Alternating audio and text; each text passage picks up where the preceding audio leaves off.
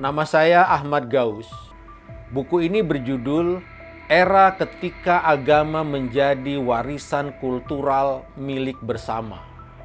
9 pemikiran Denny J.A. soal agama di era Google. Bagian kedua, manusia dengan atau tanpa agama. Pada sesi terdahulu, kita sudah membahas kedudukan iman dalam masyarakat modern. Di sini kita garis bawahi lagi pandangan Denny J.A. bahwa iman tidak bisa didasarkan pada kepercayaan buta. Mengapa? Menurut Denny J.A. ada 2 alasannya. Pertama, ia akan melahirkan fanatisme yang membawa dampak buruk bagi hubungan di antara manusia yang sangat beragam.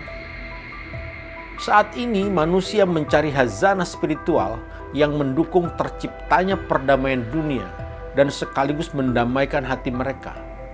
Maka iman yang dibutuhkan ialah iman yang memiliki mata dan sekaligus akal, sehingga ia tidak buta. Kedua, riset-riset kuantitatif atas fenomena agama penting untuk proses pendewasaan hidup beragama. Isu keagamaan tidak harus selalu ditarik ke wilayah sentimen perasaan, tapi perlu didialogkan dengan fakta-fakta dari temuan penelitian. Di sini kita melihat kontribusi Denny J.A. dalam membawa pendekatan baru dalam studi agama di Indonesia melalui pendekatan kuantitatif.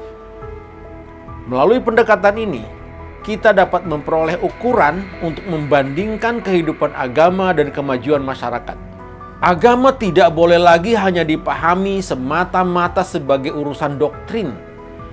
Ia adalah urusan kebudayaan dan peradaban. Karena itu ia harus didialogkan, dibenturkan dengan realitas sosial sepanjang zaman. Tanpa keberanian untuk berdialog dengan realitas, masyarakat modern akan dibayangi oleh pertanyaan, apakah mereka harus hidup dengan agama atau tanpa agama? Denny J.A. sendiri berada dalam posisi untuk mempertahankan peran agama. Ia melihat bahwa agama tetap berfungsi dalam hidup manusia. Karena di sana tersimpan mutiara spiritualitas yang amat kaya. Menurut Denny, saat ini terdapat 4.300 agama yang apabila diperlakukan sebagai warisan kultural milik bersama akan menambah kekayaan spiritual umat manusia. Awal dari evolusi agama terjadi 100.000 tahun lalu. Riset arkeologi menemukan bahwa 100.000 tahun lalu manusia purba atau Homo neanderthal sudah mencari makna. Apa arti hidup? Apakah ada kehidupan lain setelah kematian? Berkembanglah narasi besar pertama yang paling primitif, bahwa alam ini berjiwa. Laut, gunung, sungai, batu besar, matahari, bulan, pohon besar, semua berjiwa. Lebih dari berjiwa, alam ini dijaga oleh jiwa yang suci. Maka persembahan harus diberikan agar jiwa yang suci lebih melindungi, mengurangi penderitaan dan musibah. Pandangan ini mendekatkan manusia dengan alam. Itulah kepercayaan yang disebut animisme. Boleh dibilang, animisme adalah agama pertama umat manusia. Artinya, manusia itulah sebenarnya yang menciptakan agama. Manusia lebih tua dari agama. Tesis Denny J.A. ini membenarkan teori bahwa agama-agama adalah kekayaan kultural milik bersama umat manusia. Bahkan setelah ratusan ribu tahun, agama-agama mengalami transformasi terus-menerus karena manusia membutuhkannya. Walaupun kemudian melakukan penyesuaian dengan kebutuhan zaman di mana mereka hidup. Apakah di zaman modern kepercayaan animisme itu telah mati? Ternyata tidak. Kepercayaan itu malah dihidupkan lagi atas dasar kebutuhan manusia pada filosofi yang mendekatkan mereka pada alam. Menurut Denny J.A., kini filosofi animisme purba ditafsir ulang dan menjadi New Animism. Paham ini memahami bahwa lingkungan kita, gunung, pohon, sungai memiliki jiwa. Mereka semua anggota keluarga kita. Tentu berbeda dengan animisme lama, lingkungan itu tidak diberhalakan. Masyarakat kini mencari cara menyelamatkan lingkungan yang telah mengalami kerusakan akibat eksploitasi industri modern. Dan ternyata pencarian mereka bertemu dengan hazanah spiritualitas yang selama ini dipandang negatif karena dianggap syirik. Itulah kepercayaan animisme.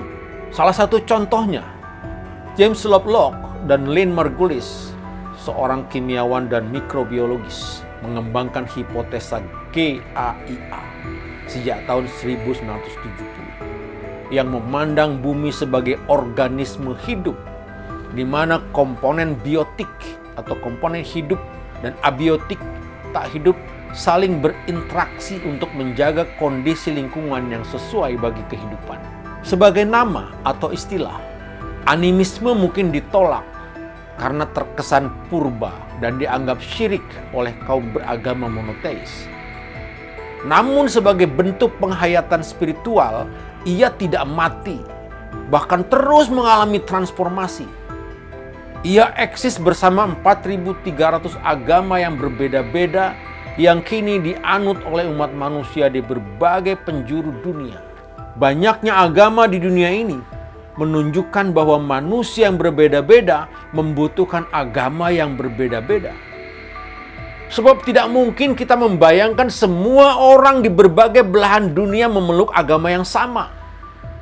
Sedangkan bahasa mereka berbeda, budaya mereka berbeda, ras dan bangsa mereka berbeda.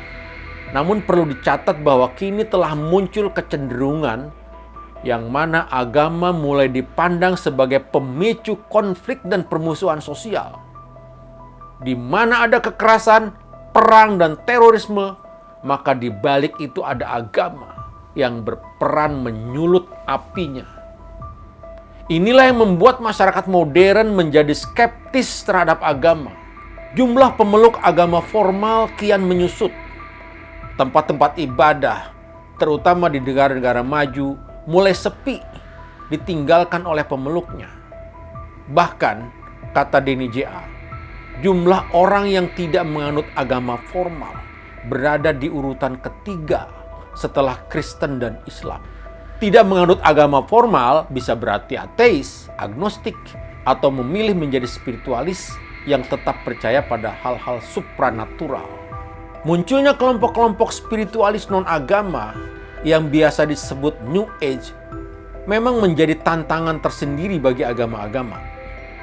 Dalam banyak kasus, masyarakat modern tampaknya ingin mengecap kebahagiaan secara instan yang mereka dapatkan melalui bimbingan guru spiritual yang karismatik. Belakangan muncul dinamika yang lebih berwarna dari gerakan-gerakan spiritual yang berbeda. Mereka tidak hanya berfokus pada soal ketuhanan, hidup dan mati, surga dan neraka. Kini yang disebut spiritual itu memiliki banyak dimensi. Bahkan digunakan oleh mereka yang mengklaim diri sebagai kaum ateis. Kata spiritual belakangan dilekatkan pula pada pelestarian lingkungan hidup, perjuangan kesetaraan, musik, lukisan, patung, puisi, dan sebagainya. Artinya, spiritualitas tidak melulu soal Tuhan atau soal-soal metafisika. Inilah yang membedakannya dengan kelompok spiritual masa lalu. Akan tetapi, baik yang baru maupun lama, kelompok-kelompok spiritual ini memiliki ciri yang sama, yakni sebagai alternatif terhadap agama-agama formal yang dianggap sudah usang, yang tidak cocok lagi dengan zaman yang sudah jauh berkembang. Apalagi agama-agama mengembangkan doktrin yang eksklusif. Spiritualitas lebih dinamis, inklusif, dan dapat menyesuaikan diri dengan tuntutan dan kebutuhan masyarakat modern. Spiritualitas adalah jalan keluar dari kebuntuan debat mengenai agama-agama yang tidak lagi memberi harapan pada manusia dan masa depannya. Karena itu gerakan spiritual menjadi ancaman besar bagi agama-agama. Banyak sarjana mengatakan bahwa agama pada akhirnya akan mati dan tanda-tanda itu sudah jelas. Namun, DNJA menyatakan tidak. Ia meyakini bahwa agama-agama akan tetap hidup dan dipeluk oleh manusia semodern apapun masyarakat kita. Ia mengajukan 5 alasan mengapa agama-agama itu tetap tumbuh dan bertahan hingga sekarang. Pertama, setiap keyakinan memiliki potensi untuk ditafsir ulang jika ia tidak lagi sesuai dengan perkembangan zaman. Kisah kepercayaan animisme menjadi contoh betapa paham yang awalnya sangat primitif, memberhalakan benda mati, kini ditafsir ulang menjadi sangat modern, sesuai dengan filsafat pecinta lingkungan hidup. Agama-agama besar seperti Islam dan Kristen juga pernah melewati zaman perbudakan. Ketika perbudakan dihapus, ajaran agama ditafsir ulang. Ketika datang era emansipasi wanita, tafsir agama juga direvisi. Agama membuka ruang yang luas untuk tafsir. Tidak heran, dalam satu agama bisa berkembang begitu banyak tafsir, dari yang paling konservatif hingga yang paling liberal. Tidak heran pula jika agama tidak mati-mati, walau kini ingin dihancurkan oleh fakta ilmiah. Kedua, keyakinan itu tidak tergantung pada fakta yang sebenarnya. Apapun fakta yang ada, ia bisa diabaikan karena keyakinan tersebut dianggap penganutnya sudah memberi penjelasan yang memuaskan. Contohnya adalah perbedaan keyakinan antara umat Kristen dan umat Islam mengenai penyaliban Yesus Kristus. Penganut Kristen meyakini Yesus mati di salib. Penganut Islam meyakini yang mati di salib bukan Yesus, bukan Nabi Isa. Alhasil, keyakinan agama memang tidak tergantung pada fakta yang sebenarnya. Toh, keyakinan seperti itu bisa bertahan lebih dari 1000 tahun. Ketiga, keyakinan itu memberi meaning of life. Ketika datang derita, ketika manusia membutuhkan harapan, agama memberi makna. Para ahli neuroscience meneliti asal-muasal perasaan bermakna dan kekudusan yang dialami manusia. Seorang muslim bisa meneteskan air mata saat menyuruh Allah di depan Ka'bah. Rasa haru yang sama dialami seorang Kristen di Bethlehem ketika merenungkan Yesus. Kekudusan serupa juga dialami penganut Yahudi di depan dinding ratapan. Penganut dari ribuan agama menemukan makna, keharuan, dan kedalaman yang sama. Walau ritusnya berbeda, konsep Tuhannya berbeda, doktrin agama berbeda. Kemampuan memberikan makna bukan kebenaran faktual yang membuat mayoritas agama bertahan. Keempat, keyakinan itu diwariskan. Tidak ada warisan dari orang tua yang paling awal yang diberikan kepada putra dan putrinya dibandingkan agama. Tradisi mewariskan agama dan kepercayaan ini terjadi sepanjang sejarah Homo sapiens. Di beberapa tafsir, meninggalkan agama bahkan diancam dengan hukuman duniawi, seperti pembunuhan.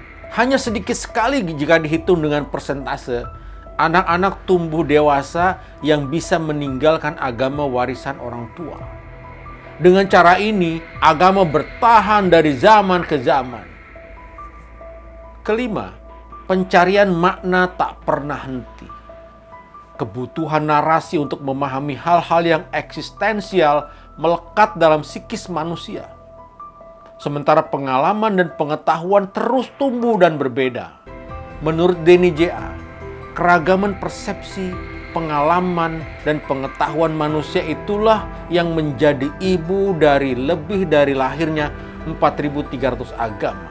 Berdasarkan sejarahnya yang panjang dan kemampuannya untuk terus bertahan, mestinya kita sudah dapat menyimpulkan bahwa agama bukan soal benar salah yang membuat orang menjadi fanatik.